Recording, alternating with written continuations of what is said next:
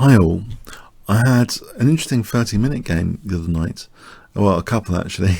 But in the first game, this was against David Sands, who's a really, really good player. Actually, he played in the Olympiad representing Wales, so a bit of a celebrity as well. Anyway, I was white against him in this cup, this 30-minute cup in the first game.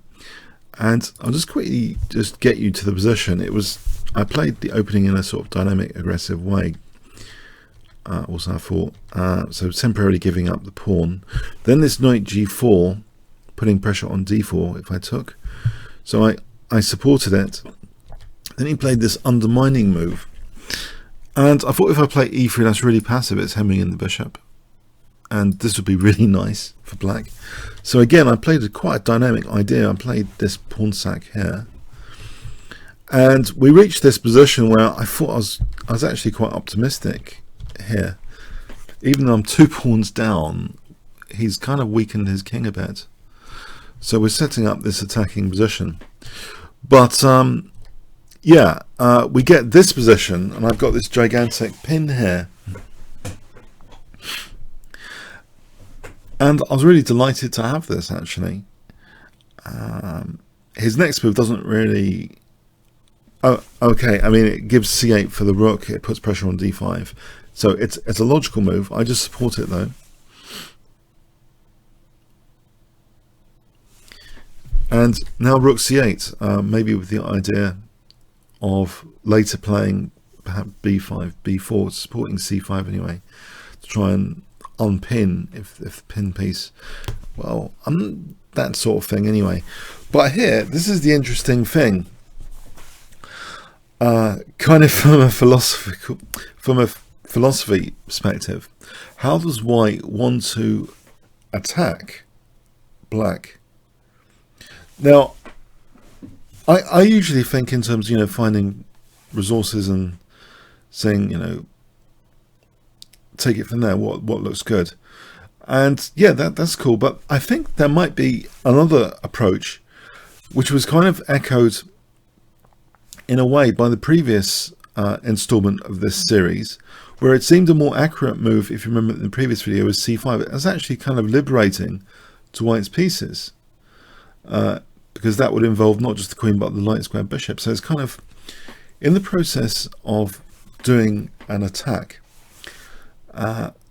Let's for a moment assume rather outrageously that the pawn structure is kind of a straitjacket. Not that I've ever been in a straitjacket, honest.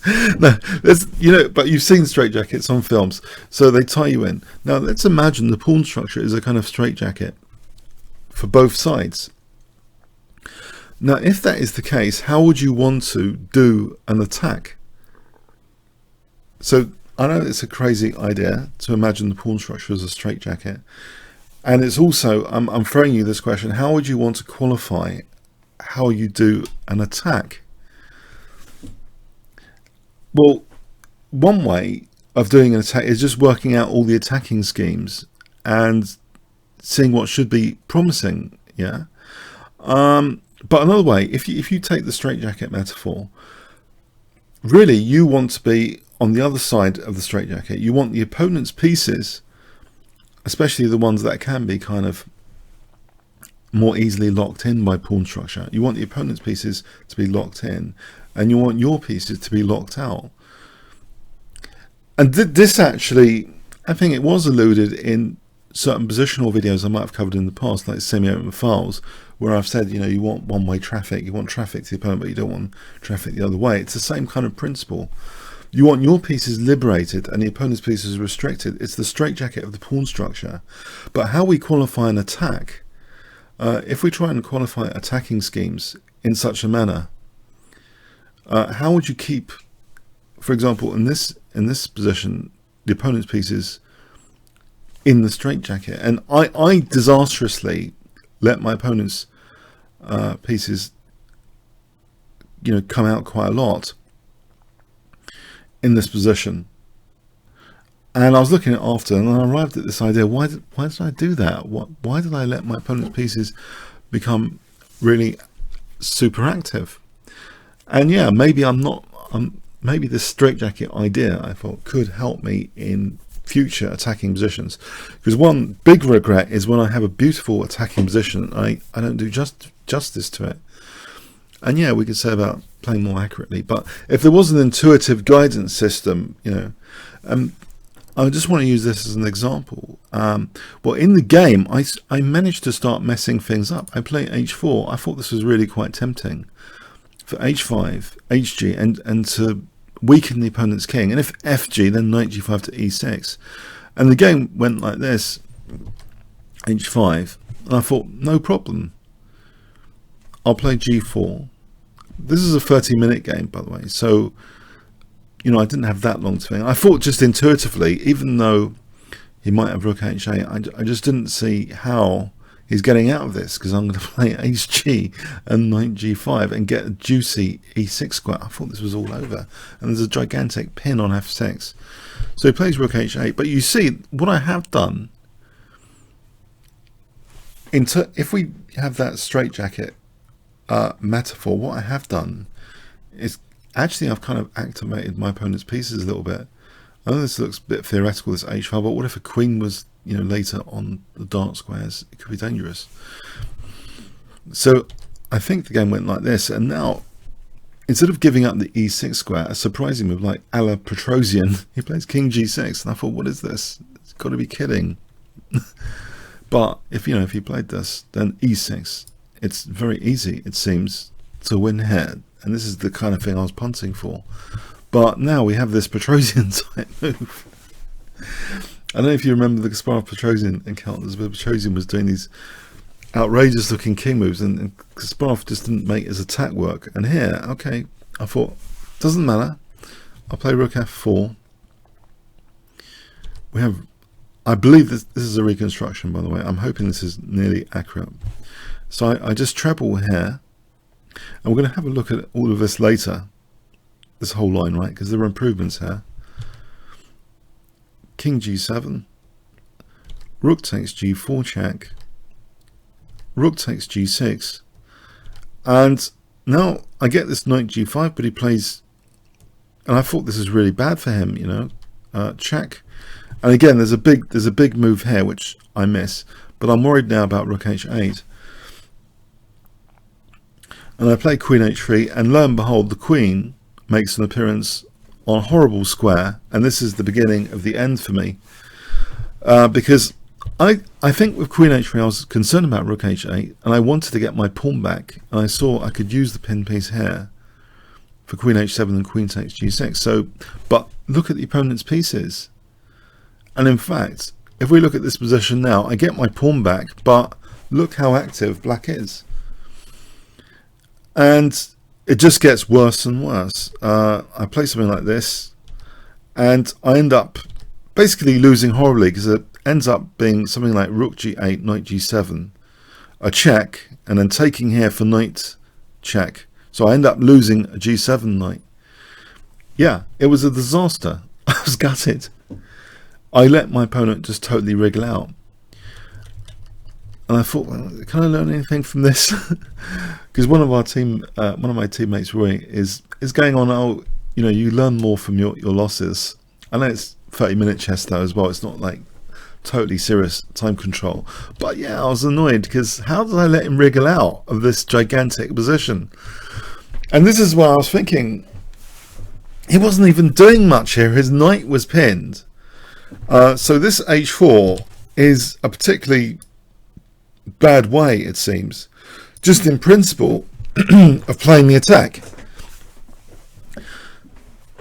I just seem to let my opponent's pieces wriggle out. Okay, he played a clever king move to avoid the immediate disasters of the knight springing into e6, which was the whole point of trying to weaken his pawn chain here.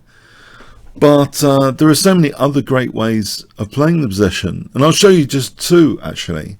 But what they have in common actually, I know they're generated from engine postmortem analysis, but I guess engines via brute force they have that effect that they don't let the opponent's pieces wriggle out. So, but that's, I guess it's based on brute force. But I'm wondering intuitively if we can qualify our attack by keeping a respect for the straitjacket. So any resources we find, it's ideal if it ticks that box that you want to be out of the straitjacket and you want your opponent's pieces in it. And this, now here's one example, g4 just threatening, g5. Yeah, but you see the opponent's, I'm not letting a rook out, am I? I'm not letting a queen whiz around the board. It's keeping control, it's keeping the pin, it's trying to celebrate the pin with g5. Now imagine h6, h4. I mean, it seems simple now to look at this. Why didn't I play like this? The thing is here, if the king moves, then just something like this. But this is not totally, by the way, end of game here because of the discovered check. This is what engines, you got to be careful what actually they're saying. It's because this would get like tricky, f6 there. The idea here was actually g5. But yeah, black's pieces would be still hemmed in with this kind of approach to the position. And white can just reap the benefits of this position because the straitjacket is on black's pieces. Look, the rooks are kind of hemmed in, the knight's kind of aggressive, and this is an example continuation where white can gather more material, with this check here as always mate, gather more material, and it should be crushing ultimately, this kind of continuation. Yeah, white should get his material back and it'll be winning. It'll be like, for example, like that'll be a wipeout. Yeah, it just seems, if you contrast the ways that are found, if you ever do like an engine post-mortem analysis from a fantastic looking attacking position, watch out, because actually the engine will find this accurate way of playing the position, but one common thing, it might be the case, you'll see that your version of the attack respected the straitjacket of pawn structure less than the computers. But here there's another way of playing the attack, which is also quite fascinating, and echoes the pinned knight. The pinned knight is vulnerable for g4 and d7, and this other way, instead of h4 or g4,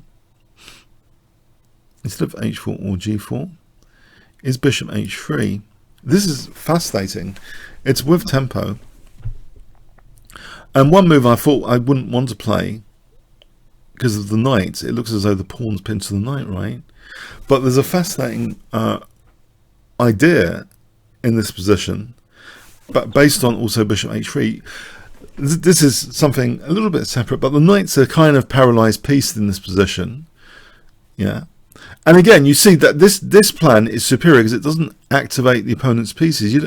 I think that's another very simple way of saying that, when you do an attack, you don't want to necessarily try and activate any of the opponent's pieces, and you want to activate yours.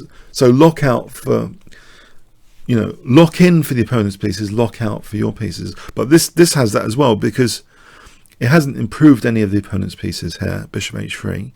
But this next one would seem to here. But we have a great coordination point coming up. This is a brilliant idea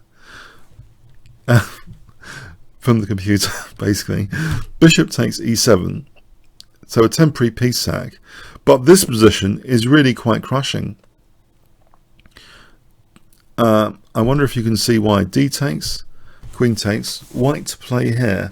If I give you 5 seconds, what would you play in this position?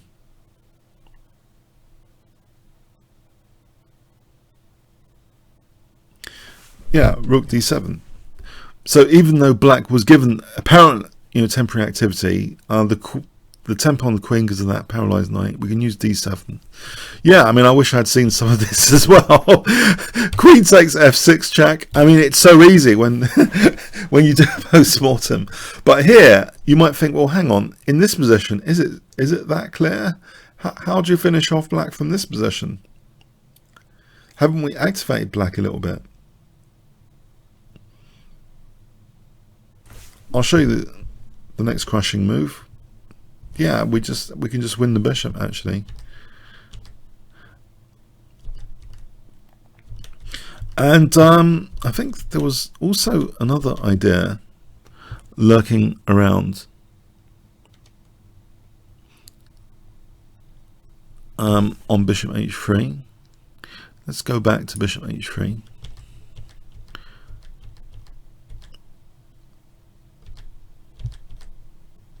Well, that's actually the main idea, is that, yeah, there was another idea if I think on king g8, there's also potentially something like bishop e6 here as well. As well as taking the bishop, we can also play bishop e6, which is winning as well. Yeah, but anyway, but okay, what's my point with this? That I blew an attacking position, but it's just I think my point is the way I blew it, and for me personally, it's interesting that I might have, alluded to these ideas before, that you often want to do moves that kind of liberate your pieces and lock in the opponents.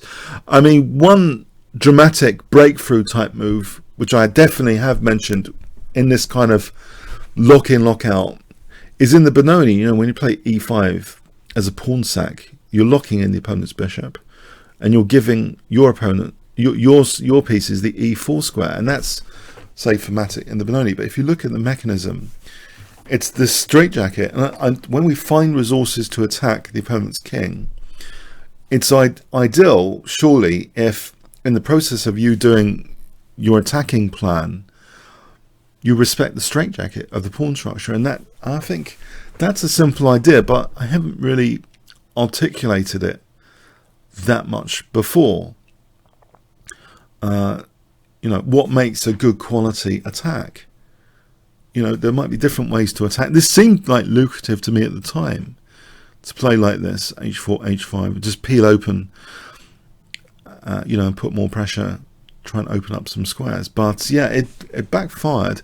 But also, actually, it didn't really. It was played badly after as well, because actually it didn't even need to backfire. If we look at this game continuation,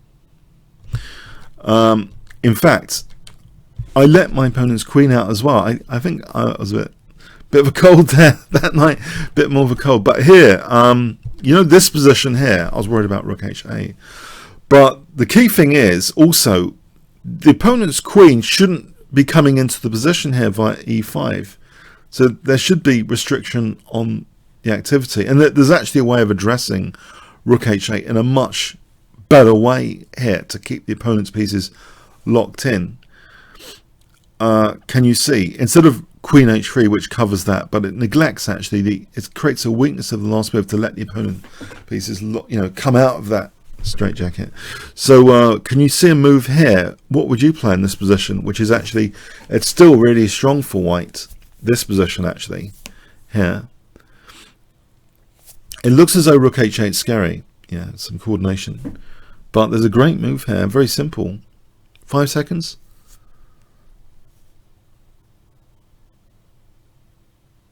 Okay, just e4 instead of queen h3. You see that there's no weakness with the last move. The opponent is hemmed in, because rook h8, we just answer it with e5. Yeah, just winning a piece. It's simple. When pointed out, it's completely simple. Yeah. Or is it? You see, e takes looks scary, right? E takes looks scary, but the knight actually here, yeah. I mean, the engines make it look easy. You just, again, you're restricting the opponent's queen here, and it's picking up the knight. We're just picking up the knight after, so that's even better than allowing any dangerous looking check. There's no point allowing this. You don't have to, one doesn't have to, yeah. But this is crushing. I just found I messed up the attacking position so spectacularly that there might be something actually usefully instructive. I mean, maybe I'm wrong, but I suspect that next time I have a great attacking position, I'm going to be a little bit more careful, at least, to try and keep the opponent's pieces hemmed in, and whilst at the same time looking to liberate my own pieces. But this d6 does seem to kind of extend the scope of the bishop. That seems a paradox. But yeah, the pinned piece in the position is the dominant factor as well. So, you know, the d6 idea for bishop h3 is fascinating as well. And it seems as though I might have contradicted. But yeah, tactically, the knight on f6 was vulnerable.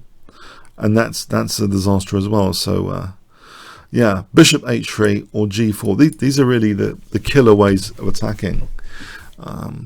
But yeah, I mean, ultimately, it all comes down to calculation. But it would be nice to think, you know, that the pawn structure, it should be a kind of guidance system for the way we, as humans, find resources and think. You know, they should give our pieces energy, and the opponent's pieces shouldn't have the energy. Basically, it's they should. So anyway, I don't know if you found this interesting. It's just me trying to draw some lesson from this. You know, how I messed up this attacking position, and the resources which what they might represent. Okay. For future lessons for how to attack or not to attack. Comments, questions, likes appreciated. Thanks very much.